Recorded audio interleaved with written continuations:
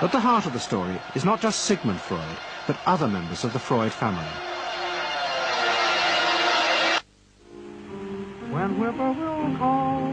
This episode is about Freud's American nephew, Edward Bernays. Bernays is almost completely unknown today, but his influence on the 20th century was nearly as great as his uncle's. Because Bernays was the first person to take Freud's ideas about human beings and use them to manipulate the masses.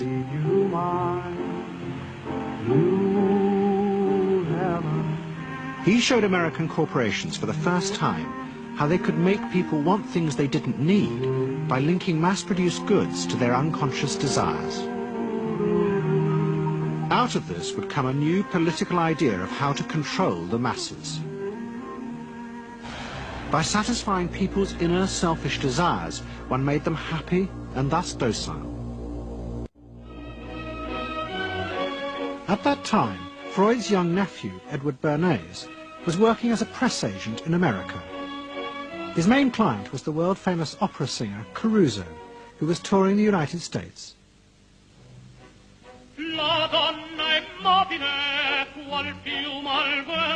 Bernays' parents had emigrated to America 20 years before, but he kept in touch with his uncle and joined him for holidays in the Alps. But Bernays was now about to return to Europe for a very different reason. On the night that Caruso opened in Toledo, Ohio, America announced it was entering the war against Germany and Austria. As a part of the war effort, the US government set up a Committee on Public Information, and Bernays was employed to promote America's war aims in the press. The President, Woodrow Wilson, had announced that the United States would fight not to restore the old empires, but to bring democracy to all of Europe. And Bernays proved extremely skillful in promoting this idea, both at home and abroad. And at the end of the war, he was asked to accompany the President to the Paris Peace Conference. Then, to my surprise, they asked me to go over with Woodrow Wilson to the peace conference. And at the age of maybe 26, I was in Paris for the entire time of the peace conference that was held in the suburb of Paris, and we worked to make the world safe for democracy. That was a big slogan. Wilson's reception in Paris astounded Bernays and the other American propagandists. Their propaganda had portrayed Wilson as a liberator of the people, a man who would create a new world in which the individual would be free. They had made him a hero of the masses. And as he watched the crowd surge around Wilson, Bernays began to wonder whether it would be possible to do the same type of mass persuasion, but in peacetime. When I came back to the United States, I decided that if you could use propaganda for war, you could certainly use it for peace. And propaganda got to be a bad word because of the Germans using it. So what I did was to try to find some other words. So we found the word Council on Public Relations. Bernays returned to New York and set up as a public relations counsel in a small office off Broadway. It was the first time the term had ever been used. Since the end of the 19th century, America had become a mass industrial society, with millions clustered together in the cities. Bernays was determined to find a way to manage and alter the way these new crowds thought and felt. To do this, he turned to the writings of his uncle Sigmund. While in Paris, Bernays had sent his uncle a gift of some Havana cigars.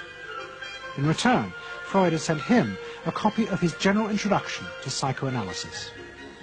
Bernays read it, and the picture of hidden irrational forces inside human beings fascinated him. He wondered whether he might make money by manipulating the unconscious. What Eddie got from Freud was indeed this idea that there is a lot more going on in human decision-making not only among individuals, but even more importantly among groups, than this idea that information drives behavior. And so Eddie began to formulate this idea that you had to look at things that would play to people's irrational emotions. And you see, that moved Eddie immediately into a different category from other people in his field and most government officials and managers of the day who thought if you just hit people with all this factual information, they would look at that and say, oh, of course. And Eddie knew that was not the way the world worked. Bernays set out to experiment with the minds of the popular classes. His most dramatic experiment was to persuade women to smoke. At that time, there was a taboo against women smoking, and one of his early clients, George Hill, the president of the American Tobacco Corporation, asked Bernays to find a way of breaking it. He said, we're losing half of our market because men have invoked a taboo against women smoking in public. Can you do anything about that? I said, let me think about it. And then I said, have I your permission to see a psychoanalyst to find out what cigarettes mean to women? He said, what'll it cost? So I called up Dr. Brill, A.A. Brill, who was a leading psychoanalyst in New York at that time. How come you didn't call your uncle? Why didn't you call your uncle? Because he was in Vienna. A.A. Brill was one of the first psychoanalysts in America. And for a large fee, he told Bernays that cigarettes were a symbol of the penis and of male sexual power. He told Bernays that if he could find a way to connect cigarettes with the idea of challenging male power, then women would smoke, because then they would have their own penises. Every year, New York held an Easter Day parade to which thousands came, and Bernays decided to stage an event there. He persuaded a group of rich debutantes to hide cigarettes under their clothes. Then they should join the parade, and at a given signal from him, they were to light up the cigarettes dramatically. Bernays then informed the press that he had heard that a group of suffragettes were preparing to protest by lighting up what they called torches of freedom. He knew this would be an outcry, and he knew that all of the photographers would be there to capture this moment. And so he was ready with a phrase which was torches of freedom. And so here you have a symbol, women, young women, debutantes, smoking a cigarette in public with a phrase that means anybody who believes in this kind of equality pretty much has to support them in the ensuing debate about this, because torches of freedom. I mean, what's on all American coins? It's liberty. She's holding up the torch. You see, and so all of this is there together. There's emotion, there's memory, there's a rational phrase, even though it's using a lot of emotional elements. It's a phrase that works in a rational sense. All of this is together. And so the next day, this was not just in all of the New York papers, it was across the United States and around the world. And from that point forward, the sale of cigarettes to women began to rise. He had made them socially acceptable with a single symbolic act. What Bernays had created was the idea that if a woman smoked, it made her more powerful and independent, an idea that still persists today. Embrace me, my sweet embrace. It made him realize that it was possible to persuade people to behave irrationally if you link products to their emotional desires and feelings. The idea that smoking actually made women freer was completely irrational, but it made them feel more independent. It meant that irrelevant objects could become powerful emotional symbols of how you wanted to be seen by others. Eddie Bernays saw the way to sell product was not to sell it to your intellect, that you ought to buy an automobile, but that you will feel better about it if you have this automobile. I think he originated that idea, that they weren't just purchasing something, but they were engaging themselves emotionally or personally in the product or service. That it's not, you think you need a new piece of clothing, but you'll feel better with the piece of clothing. That was his contribution in a very real sense. We see it all over the place today, but I think he originated the idea of the emotional connect to a product or service. What Bernays was doing fascinated America's corporations. They had come out of the war rich and powerful, but they had a growing worry.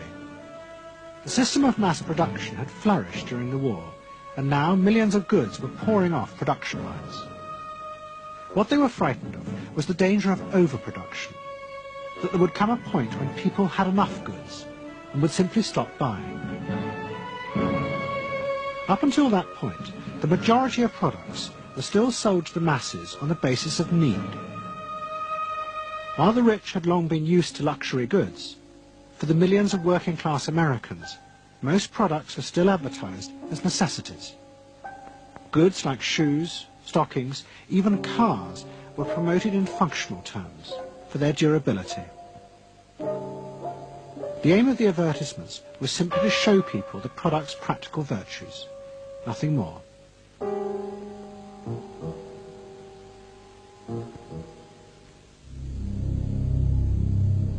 What the corporations realized they had to do was transform the way the majority of Americans thought about products.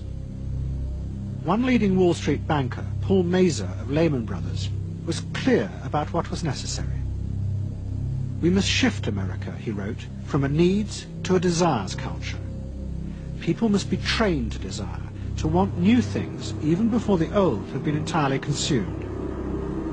We must shape a new mentality in America. Man's desires must overshadow his needs. Prior to that time, there was no American consumer. There was the American worker, and there was the American owner, and they manufactured and they saved and they ate what they had to, and the people shopped for what they needed. And while the very rich may have bought things they didn't need, most people did not. And Mazur envisioned a break with that, where you would have things that you didn't actually need, but you wanted, as opposed to needed. And the man who would be at the center of changing that mentality for the corporations was Edward Bernays. Bernays really is the guy within the United States, more than anybody else, who sort of brings to the table psychological theory as something that is an essential part of how, from the corporate side, of how we are going to appeal to the masses effectively. And the whole sort of merchandising establishment and sales establishment is ready for Sigmund Freud. I mean, they are ready for understanding what motivates the human mind. And so that there's this real openness to Bernays' techniques being used to sell products to the masses. Beginning in the early 20s, the New York banks funded the creation of chains of department stores across America. They were to be the outlets for the mass-produced goods, and Bernays' job was to produce the new type of customer. Bernays began to create many of the techniques of mass consumer persuasion that we now live with. He was employed by William Randolph Hearst to promote his new women's magazines, and Bernays glamorized them by placing articles and advertisements that linked products made by others of his clients to famous film stars like Clara Bow, who was also his client. Bernays also began the practice of product placement in the movies, and he dressed the stars at the film's premieres with clothes and jewellery from other firms he represented. He was, he claimed, the first person to tell car companies they could sell cars as symbols of male sexuality. He employed psychologists to issue reports that said products were good for you, and then pretended they were independent studies.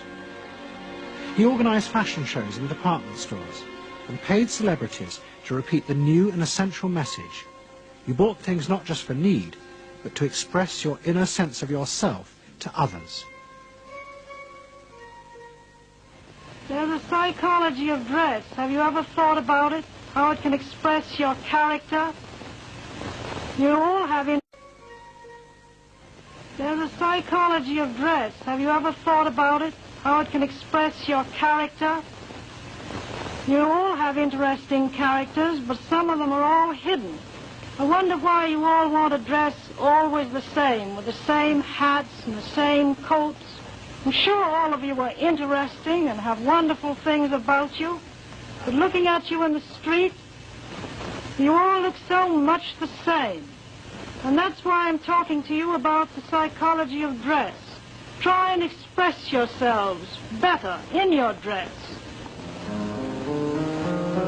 Bring out certain things that you think are hidden.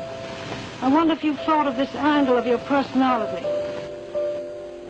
I'd like to ask you some questions. Why do you like short skirts? Oh, because there's more to see. More to see, eh? What good does that do you? It makes you more attractive. It does? In 1927, an American journalist wrote, "A change has come over our democracy. It is called consumptionism. The American citizen's first importance to his country is now no longer that of citizen, but that of consumer." The growing wave of consumerism helped in turn to create a stock market boom. And yet again, Edward Bernays became involved, promoting the novel idea that ordinary people should buy shares, borrowing money from banks he also represented. And yet again, millions followed his advice.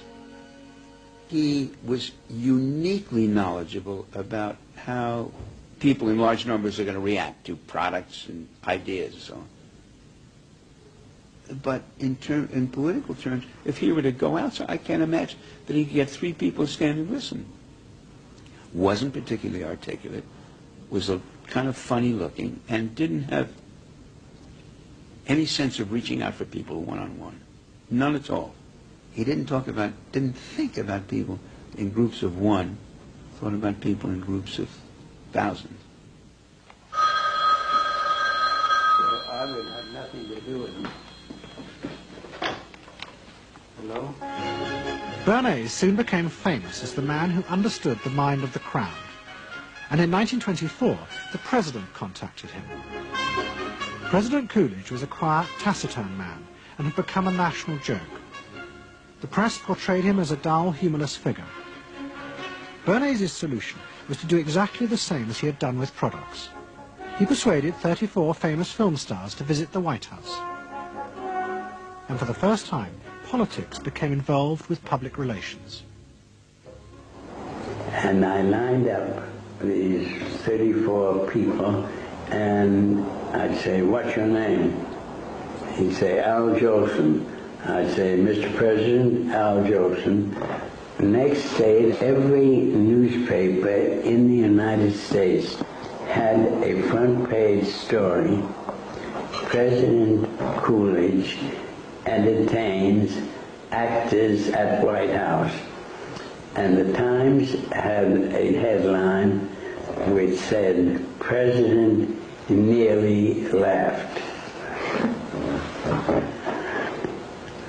And everybody was happy. But while Bernays became rich and powerful in America, in Vienna his uncle was facing disaster. Like much of Europe, Vienna was suffering an economic crisis and massive inflation, which wiped out all of Freud's savings.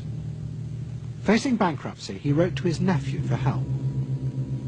Bernays responded by arranging for Freud's works to be published for the first time in America, and began to send his uncle precious dollars, which Freud kept secretly in a foreign bank account.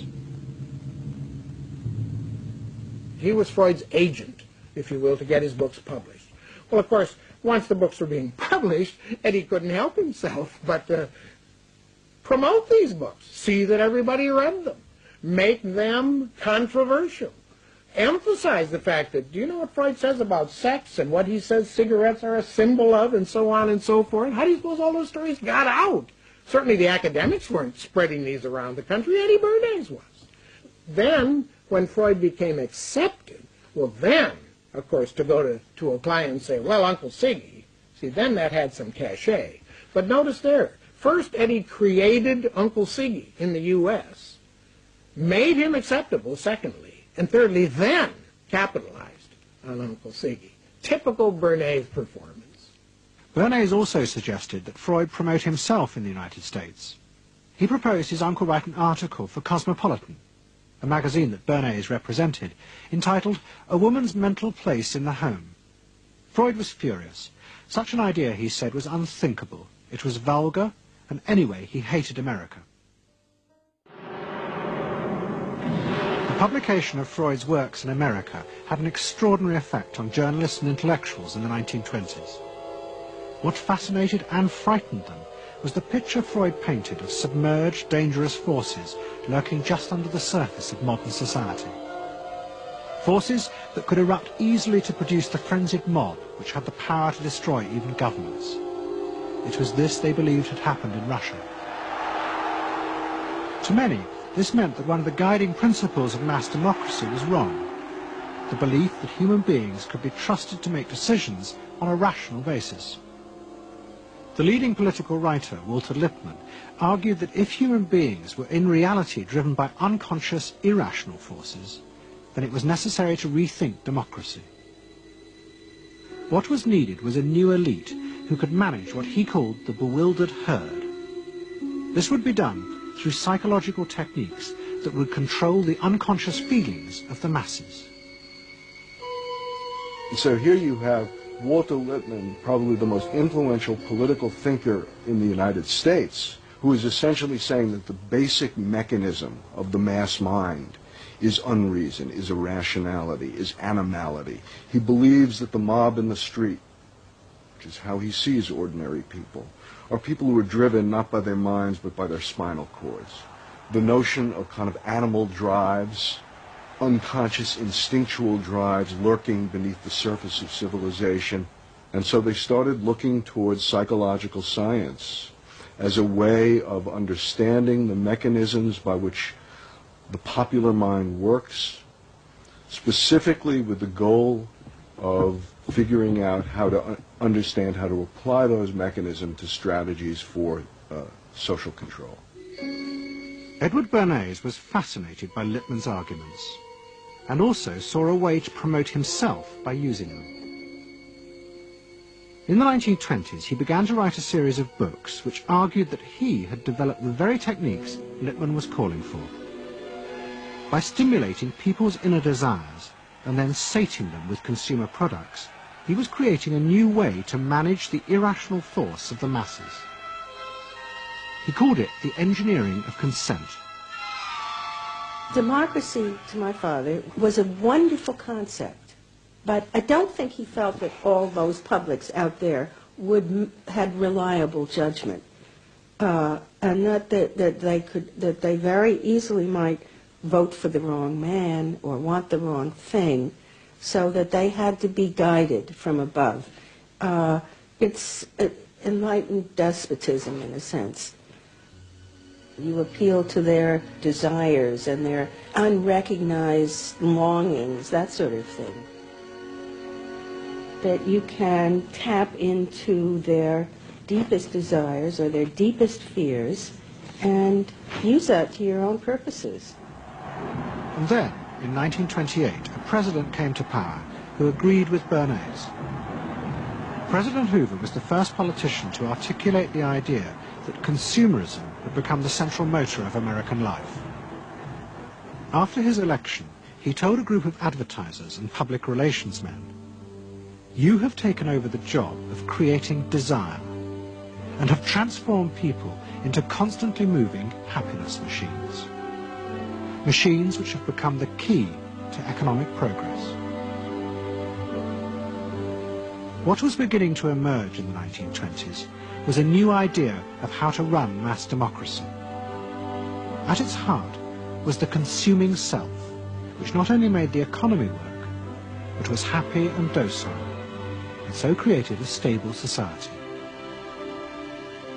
Both Bernays and Lippmann's concept of managing the masses takes the idea of democracy and it turns it into a palliative. It turns it into giving people some kind of feel-good medication that will respond to an immediate pain or immediate yearning, but will not alter the objective circumstances one iota. I mean, democracy really, the idea of democracy at its heart was about changing the relations of power that had governed the world for so long. And Bernays' concept of democracy was one of maintaining the relations of power, even if it meant that one needed to sort of stimulate the psychological lives of the public. And in fact, in his mind, that was what was necessary. That if you can keep stimulating the irrational self, then leadership can basically go on doing what it wants to do. Bernays now became one of the central figures in a business elite that dominated American society and politics in the 1920s. He also became extremely rich and lived in a suite of rooms in one of New York's most expensive hotels, where he gave frequent parties. Oh my goodness, he had a home in the corner suite of the Sherry Netherland Hotel. And here's this wonderful suite with all these windows looking out on Central Park and across at the plaza and on the square. And he would use this place to hold a soiree. The mayor would come, all the media leaders would come, the political leaders, the business leaders, the people in the arts. I mean, it was a who's who. People wanted to know Eddie Bernays because, you know, he himself became a sort of a famous man, a sort of a magician who could make these things happen. He knows everybody. He knows the mayor and he knows the senator, and he calls politicians on the telephone as if he did get literally a high or a bang out of doing what he did. And that's fine, but it can be a little hard on the people around you, especially when you make other people feel stupid. People who worked for him were stupid, and children were stupid, and if people did things in a way that he wouldn't have done them, they were stupid. It was a word that he used over and over and over, dope and stupid. And the masses? They were stupid.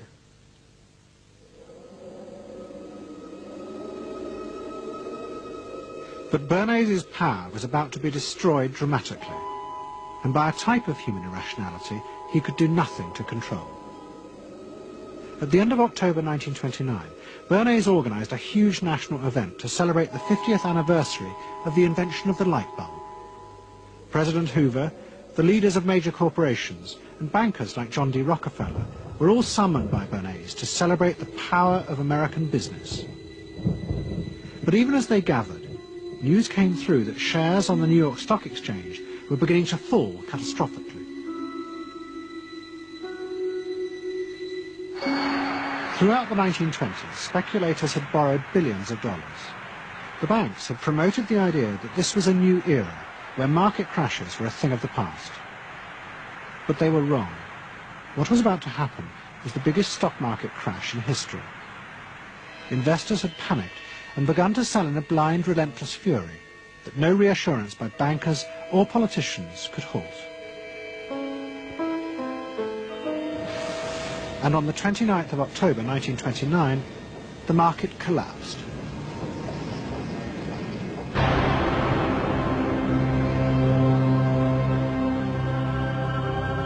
The effect of the crash on the American economy was disastrous.